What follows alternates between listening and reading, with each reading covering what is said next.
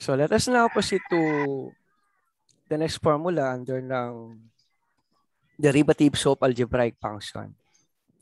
Okay, so let us proceed to the second formula. Muna yung iba, no? Yan. Madami tayo, yan. Okay. So yung pangalawang formula natin, ito siya. Extended power rule. So we have d over dx of u to the n is equal to nu raised to n minus 1, then d over dx of u. Okay, let me cite you an example with this. How to use this formula. Okay, ito yung create ko na example, no? So, likha ko ng halimbawa ko ngayon. So, copy-paste ko na lang ito siguro. Then, palitan ko na lang yung u para mabilis ang pagtatype. Yan. Okay. So, yung u, ang gagawin ko ito, no? Kasi kung wala lang buo pala yan. Okay, para madali. Okay, I'll type. Look at this, no? Now, let me type this. Kunwari, ito yung tinype ko. X plus 2. And then, lagyan ko ng exponent yan. Ba't di mo kasi buksan? Takot na takot ka. Kala mo naman. Dapat natatakot ka Pakiyo po buksan. yung... Hindi ka po nakamute. Yan. X plus 2 raised to the fifth. Yan, okay. Look at this. In this situation, ang u natin is x plus 2. Can you follow? Ang u, x plus 2. Ang n is 5. Nakukuha ba natin? Ang u natin is x plus 5. Okay, allow me to type that. Para klaro, no? In this case, ang u natin is x plus 5. Okay, I'll type. Para Sir, mas X klaro. plus 2, X plus 2 po. Ano? X plus 2. Okay, yung u natin. Okay. So, copy natin, ano? Okay, saan ba yun? Okay, ito. Copy-paste ko na lang siguro to. Okay, x plus 2. Okay. Copy ko siya dito. Ito yung ating u. And then, ang ating n is equal to 5. Okay, klaro ba? Ngayon, dito, dahil alam na natin ang value ng n at saka ng u, edi sulat ko dito n muna. And that is 5. And then I'll type u. Ito yung u natin, x plus 2. Para lang makita ninyo. Can you follow? Ba't na capital letter? Small letter lang. Can you follow? Nu raised to n minus 1. Tama. E di yung x plus 2 i-raise ko ng n minus 1. Hirap talaga. Minus 1. Okay. Pakita ko muna. Yan. E di lagay ko dito 5 minus 1. Kasi n minus 1. Can you follow? Then, Yes, let me rewrite the word d over dx.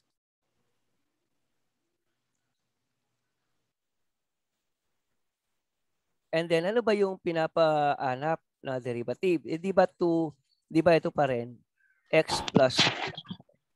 Can you follow, class? Yes, Can you boss. follow? Yes, O what if, gagalawin ko pa yan, no? Yes, sir. Lagyan ko ng 3 ito. Yan, lagyan ko ng 3 yun. Lagyan ko ng 3 ito. Ang u natin, ginawa kong 3x plus 2. Revise ko lang yung example. Can you follow? Boss, sir. Okay, now, as a continuation sa pagsagot, ano? Ayaw ko munang shortcutin, no? Para klaro. So, tatype ko dito. Okay, ito. Equal ko na lang. Ito na lang. Copy-paste ko lang yung simula. And then, 5 minus 1 is 4. So, palitan ko na yun, no? 4 na lang yan. Kaya lang, ang karuktong niyan, ano daw naman ito? May panibago na namang symbol ng derivative. Ito ngayon ang hahanapan natin ng derivative. Ano bang derivative ng 3x? 3 lang po. Anong derivative ng 2? 0. 0. So, ilalagay ko sa dulo, 3 na lang. Can you follow? Yes, Yeah. boss. Ngayon, ano ang 5 times 3? Di ba? 15. Pwede kong i-multiply yung 3 at saka yung 5. Pero hindi ko pwedeng i-multiply yung 3 at saka yung 2 sa anumang numerong nasa labas kasi nga yung buong niya naka-raise sa 4. Take note of that. So, ang sagot dito, 15. Then, 3x plus 2 raised to 4. Ito na yung final answer natin. Okay? Now, dadagdagan ko yan, ano? Ito yung answer natin actually eh. Yan. But, hindi natin maiiwasan bilang mga learner sa ating pag-aaral, ma-mental block tayo. Tama ba ako? Paano kung nakalimutan mo yan? Okay, no? Hindi naman multiple choice ang exam. Hindi ako nagpa-multiple choice, na mental block ka. May diskarte pa dyan. Anong gagawin ko, no?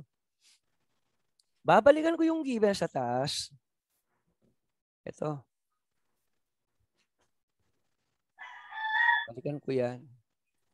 Ito gagawin ko ngayon. Paano ko masasagot ng tama? Yan, ano? Yan yung maigi. Kung nakalimutan ko yung formula, wala akong ibang option kundi ang ito ay aking i-expand. That is why I've told you about binomial expansion before. Can you follow? Tinuruan kayo ng binomial expansion. So, expand ko yan. Okay, ito siya ngayon. So, sa pag-expand, ganito gagawin ko, no? Look at the way I'm going to expand it. First step, na-type ko muna yung 3x ng 5 times. So, mababa ito, no? So, 3x. And then, another 3x. Ako. Magtsagaan ko na. Another 3x. Another 3x. And another 3x. That was my first move, ano? Second move. Okay, second move. Ganito naman ang gagawin ko niyan. Copy-paste ko na lang yan.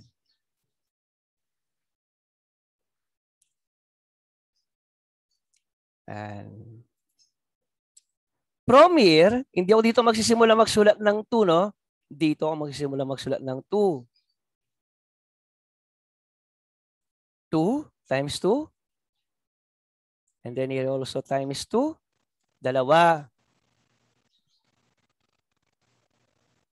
Tatlo. 4. And then space ko pa yan, ano? 5. Dapat 5 eh, kasi 5 yung exponent eh. That was step 2. Can you follow? Sundan ba yung diskarte ni sir? Yes, Yes, sir. sir. Okay, tinuturuan ko lang kayo mag-troubleshoot. Okay, hindi lang sa computer may troubleshooting. Hindi copy-paste ko lahat yan, ano? Susunod ang bang nagagawin ko, ito. Magka-countdown ako sa bawat isa sa mga yan. So, itong 3x na yan, lalagyan ko ng exponent. Ito. Ito gagawin ni sir, no? Yan, exponent. Ito rin, lagyan ko rin ng exponent yan. At ito rin, lagyan ko rin ng exponent yan. Hirap talaga ng buhay ng guro. Yan. Yan. Kapag online. Yan, ito din. Para lang kumpletos Ricardos. Yan. Can you follow? So, ang gawin ko ngayon, countdown ako. 5, 4, 3, 2, and 1. Am I recording? Okay, recording siya. Now, that was the third step. Sundan ninyo? Sundan ba? Yes po. Yes, sir. Okay. Copy-paste ko uli yan. Copy-paste ko uli. Makinig kayo ng maigi dito, no? Okay, ngayon naman, pupuntirahin ko yung mga dos. Lalagyan ko rin ng mga exponent yan.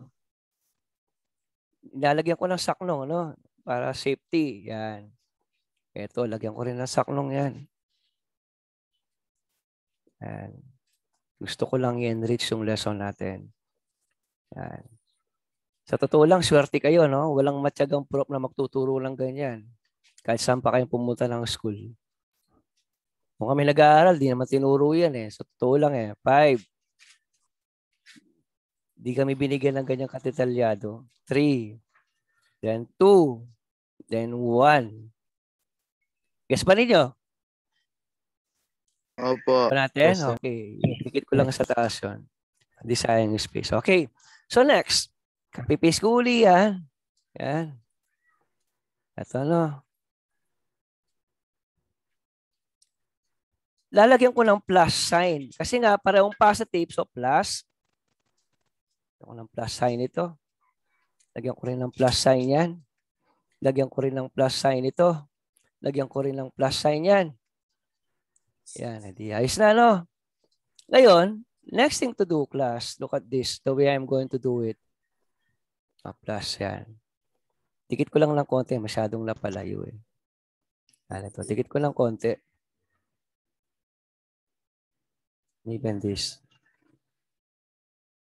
Including that. Automatic. Okay, yan. Copy-paste ko na lang muna, no? Para separate siya. Para ma-explain ko yung calculation. Automatic, sa binomial expansion, 1 ang numerical coefficient ng una at ng uli. 1, 1 pareho yan. Can you follow? Can you follow? Sir, pwede na po dyan yung Pascal triangle. Actually, ang Pascal anak, pwede. Kaso, can you imagine, every time na mag-expand ka, magdodrawing ka muna ng Pascal triangle? Hindi, sir. Kung kabisado naman po. Okay, kung kabisado, pwede. Pero alimbawa, ang nilagay kong exponent dito, 30.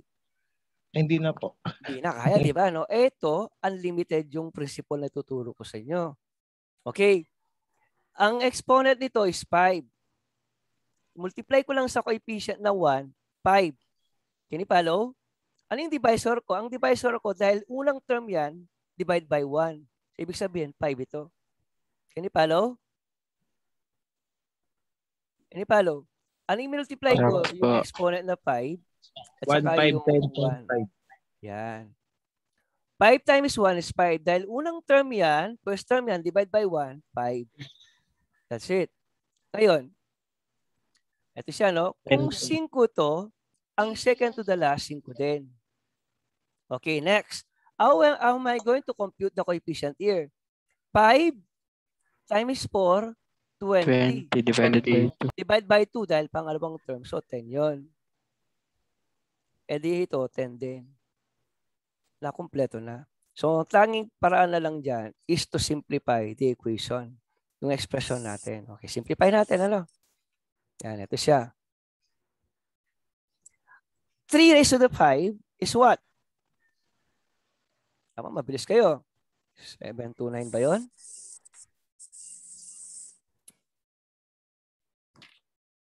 Ano ba ang 3 raised to 5? Dapat kinakabisado niyo. 43 po. Are you sure?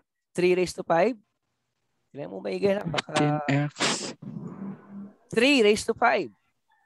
15x raised to the 2. Ano bang ibig sabihin ng 3 raised to the 5? 243. 43 po. 243. 3 times 3 is 9, times 3 is 27, times 3 is 8. Oh, 243. Okay, 243. Then I write x to the 5. Can you follow? So, lagay ko dito x to the 5. Plus, ano yung susunod? Ang 3 raised to the 4 is 81. Tama ba ako? 3 raised to 4 is 81. Then times 2 times 5. Oo nga. 3 exponent 4. 810 po. Then times 2 810. times 5, 810. Okay, 810. Lagay ko dito, 810. Ibang tagalan tayo, importante. Marami kayong makita. So, x to the 4, na lang siya, di ba? X to the 4.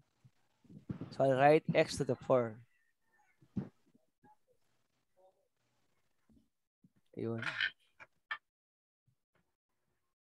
Then next, plus, what's next? 3 cube is 27, and then 2 square is 4. 27 times 4 is ilan? Is that 108? Times 10. 1,080 ba? Opo. 1,080. 1,080. Then I'll write x cube.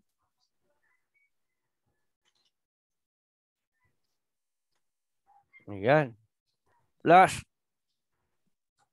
about this,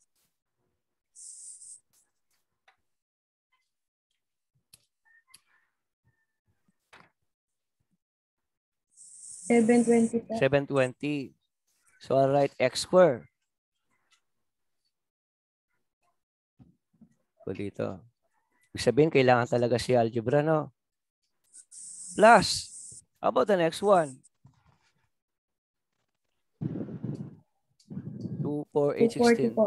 240. So, 240. So, I'll write X na lang. How about the last one? 32. 32. Yan. 32 yan. Type ko dito ng 32. Yan. Tingnan nyo, no? So, sa makatuwid, okay, no? Sa makatuwid, ito pala, ito rin. Di pa ako nag-derivative dyan, no? Na mental block lang ako, kaya ginawa ko yan kunwari. So, lagay ko ngayon, d over dx. Copy ko, lagay ko doon. Yan. And then ito, copyin ko yan, lagay ko dito. Yun nga lang, lalagyan ko ng parenthesis kasi yung buong yan, this whole, yan, yung buong yan, the-derivative natin. Tignan natin kung tatama tayo, no? Para tayo nag-eksperimento niyan, eh. Okay, sige. Isa-isayin natin. Ano ang derivative ng 243x to the 5? Dictate na lang ang sagot. Equal, ha? Ba't doon na type? Sa baba pala. Ito dito. Yan. Sinasagot na natin yung derivative, eh. Equal. 243 times 5. 1215x raised to 4. 1215 x to the 4. Yes. Okay, very good. So let us see. X to the 4. Yeah, that's it. How about the next one? 3240x cubed. X cubed. 3200 x. 32 lang? 3240. 3240, sir. 3 to 40. Okay. 3240. X cubed. Okay, very good.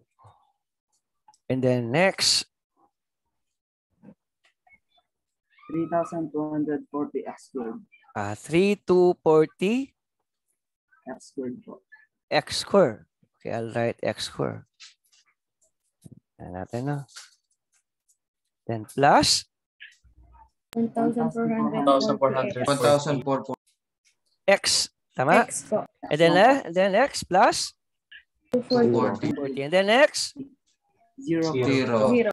So, ibig sabihin yan ang sagot natin sa derivative nito. So, ang sagot natin dito, eto. Ngayon, hindi ka pwedeng maliin ni Prof. Tama ka naman eh. Bakit no? Tingnan nyo, no? Balikan natin yung sagot dito. Di ba't 15 yon? Tama ba ako? Eh, dito naman ang i-expand natin. Okay, type ko na ng diretso sagot dito, no? Alam nyo lang gawin eh. So, sige, 15. Type ko muna. Maganda yung naka-equation editor eh. Ang gitna niyan, kapag 4 is 1464 lang naman eh. Tingnan nyo, no? Dadirect ko siya. E di, dapat pala bracket ako. Yan, okay. So, una, 1. Lagay ko dito. And then, yung buong yan, lagyan ko ng, pasensya na, ganyan talaga buhay. And 3x. 10 raised to 4. Tama ba ako? Plus 4. Copy-paste ko lang ito. Hindi nyo kung dumiskarte, no? May ibang pattern naman. Gagawin ko lang cube yun. Di ba, ano? And then dito, lagyan ko ng 2. 2 raised to 1. Tama ba ako?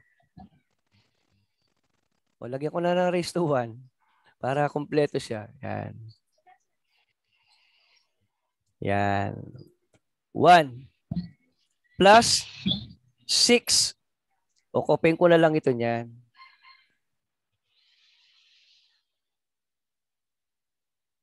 Hirap talaga. Yan. Ito, yan. E di 432. 2 ito. 2 din yun. Then plus, ito kopyahin ko na lang itong buo yan. 14641 yan eh. Kapag kabisado mo na, madali na lang eh. Yan. Eh dito, 1 yan. Ito naman, 3. Tama ba si sir? Then plus. Tama po. Ito, 2 raised to 4 na lang yan. Maganda yung hindi scripted yung lesson natin. Para lahat tayo masaya. Yan. Before yan. And then afterwards, simplify natin. Okay, no? Unti-untiin natin. Step by step tayo. So, 15. Di pa nagagamit yung 15, ano? 15. Type mo lang. Okay, pakidictate lang yung derivative ng una. Hindi derivative, yung simplification ng una. Ng 3x to the 4. 81 na, right? 81 x to the 4. Opo. So, 81 x to the 4. Plus?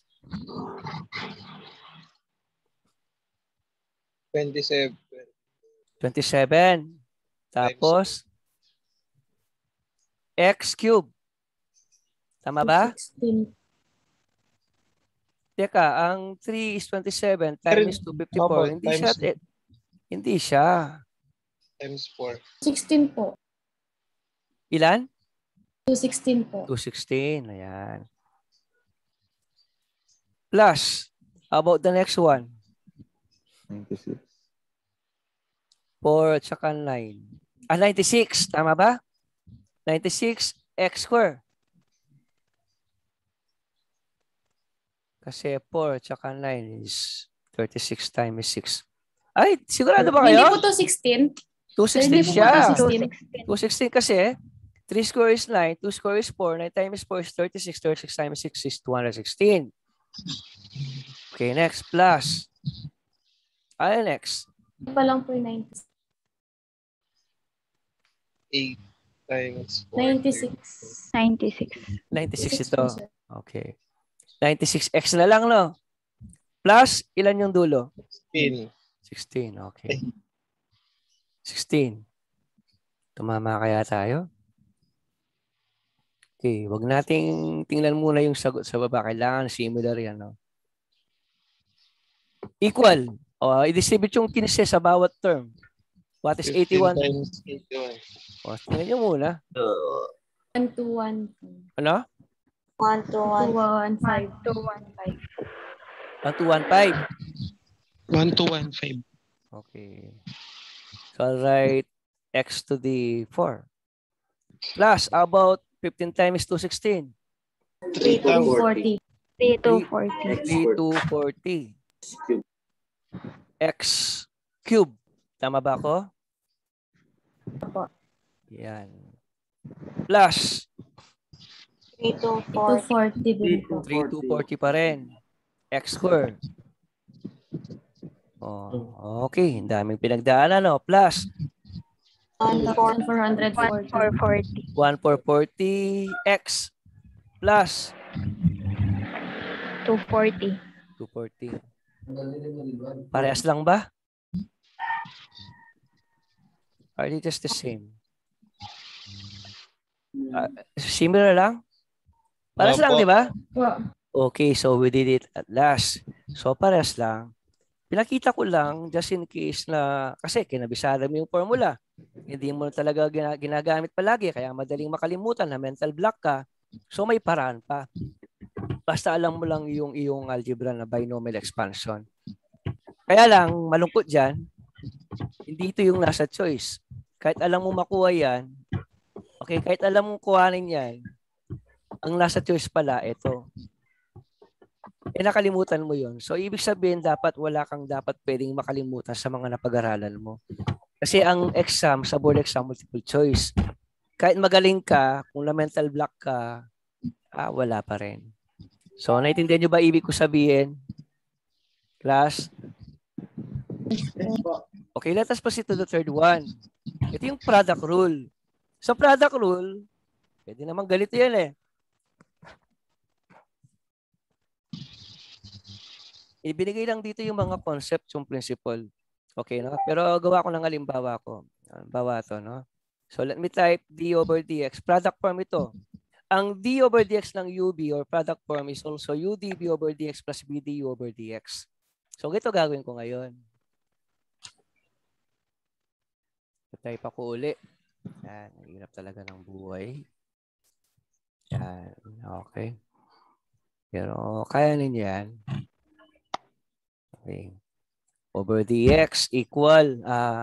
Bracket muna ako. Yan. Yan na ano ko. So, dito. Halimbawa, ito no. Type ako ng 2x plus 5. And then dito, 3x plus 8. Yan. Product form yan. Ang u natin is 2x plus 5 at ang v naman is 3x plus 8. Can you follow? So, ipaliwanag ko, no? Ito yung ating u. Yan ang ating u. So, u is equal to 2x plus 5. And then this one is our v. Mahirap yan eh. Yan lang, no? V. Now, since we already have our U and B, we can now adapt this formula. Okay, no? Tingnan nyo, no? Adapt ko yan. Ano ba yung U? 5 po yung sagot, sir. Ano ba yung U? Di ba? 2x plus 5?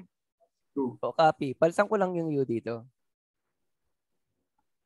Ano ba yung B? Ito yun, di ba? So, palitan ko lang yung B. Paste ko ulit. Ano ba yung B uli? Dito pa rin. And then, ano ba yung U? Ayun. Puro substitution lang pala yan eh. And then, paano ba ang pagkakalculate? Yung may gano? Naiintindihan ba ninyo ako, class? Sabihin lang yung totoo para magawan pa natin ng paraan. Klaro ba? Klaro po. Opo. So, anong gagawin ko ngayon? Yung may d over dx lang ang hahanapan ng derivative. The rest, mariretain lang. Ito yung mga inailit ko lang. Ito lang ang may d over dx. So, i-apply lang natin yung napag-aralan natin kanina, no? Yung sa basic differentiation. So, type uli ako ng equal dito. Equal. Okay, saan ba? Equal. Ito, pakita ko to. Yan. Copy-paste ko yung 2x plus 5. Di naman inaanapan ng derivative yan. Stationary lang yan. Ngayon, anong derivative nito? 3. 3. Edi times 3 lang ito. Yung times 3. Plus, stationary lang yung 3x plus 8. Edi copy-paste ko lang siya. 2. Lagay ko dito, 3x plus 8. Anong derivative ng 2x plus 5? 2. Okay. E di lagay ko ngayon dito, times 2. And then afterward, algebra na lang ang katapat niyan. Simplify na lang natin, no? We distribute 3 to each term of 2x plus 5. So, sagutin natin, no? Equal. 6x plus 5. 6x. Pwede ko nang alisin yung grouping symbol. Plus 15. 5. So plus, lagyan ko pa rin ng grouping symbol. Nakataon lang na puro mga positive yan. Yung nauli, no? 3x times 2. It is 6x. And then 8 times 2. 16. Again, the principle in algebra, when group of terms are preceded by a plus sign, we simply remove the grouping symbol and then change the sign of its, retain the sign of its term. So, sulat ko dito, copy-paste ko yun, ano? Copy-paste ko lang yung una. So, we have 6x plus 16. Tama ba? Opo. O, pwede pa yan.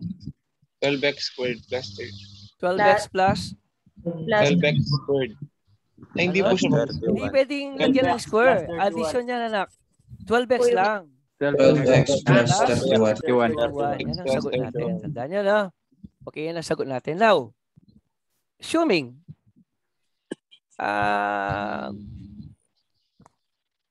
from here, no? Nakalimutan mo to. Kunwari lang. E di i-multiply mo na muna yan. Pwede namang i-multiply yan eh. Ganun pa, no? Pakita ko lang. Ayan, okay, no? Okay, lagay ko muna d over dx. Makinig muna kayo maigi. And d over dx. Lagyan ko ng bracket. 2x times 3x muna. Ayan, distribute ko. We have 6x squared. Tama ba ako? Opo. All type 6x squared. Okay. Then plus 2x times 8 16x. plus 16x. Tapos 5 times 3x plus 15x. Tapos po 4. Plus 40, yung 5 times 8. In-expand muna natin. Yan, okay. So kung hanapan natin ang derivative yan, anong derivative ng 6x squared? O kaya, 12x. simplify pa natin to. Simplify pa natin, okay. Copy-paste ko muna. Pwede kong pagsamahin ng parehong x. Tama ba ako? Opo, 31x. So 31x na lang yan lalagay ko. Yan. Then Tapos finally, po, 12x plus 31. 31. 31. Nakalimutan ko yung dos. Ay, di ba? Napakadali lang. Alam mo lang yung algebra mo, magsusurvive ka sa calculus. Kuha niyo ba? Opo. Okay. Now, let us proceed to the next formula. Napakadali lang, no? Okay, so the quotient rule. D over dx of u over b is equal to b times d over dx of u minus u d over dx of b all over b square. For instance, I gave you this example. Kung na lang mako-construct ng sarili kong halimbawa. Halimbawa, ito example natin, no? Okay, look at this. Copy-paste ko na lang pala yun. Mukhang matatapos tayo dito. Alas 2 nga. Now, ito. Fraction ko, no? Sa taas, magsusulat ako ng data. Halimbawa, nilagay ko 3x plus 5. Sa baba, let's say 2x plus 1. Yan. X plus 5 all over 2x plus 1. Yan ang nilagay ko mga anak, no? Ngayon, paano ko hanapan ng derivative yan? Tandaan ninyo, ang u ang nasa taas, ang b ang nasa baba. So, para hindi ako mahirapan, lagyan ko muna lang parenthesis bawat isa, no?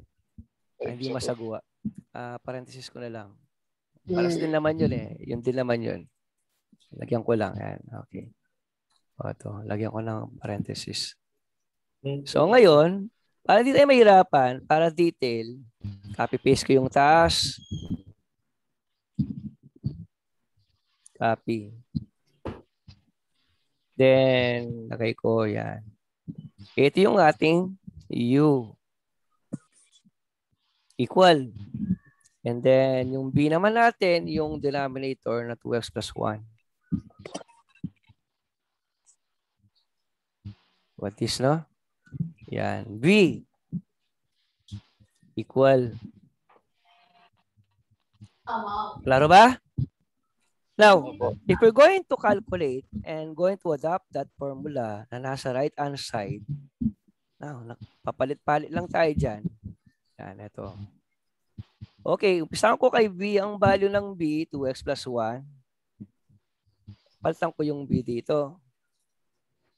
Ako, hirap. Yan, palitan ko yung B. And then yung U, papalitan ko rin ng 3x plus 5.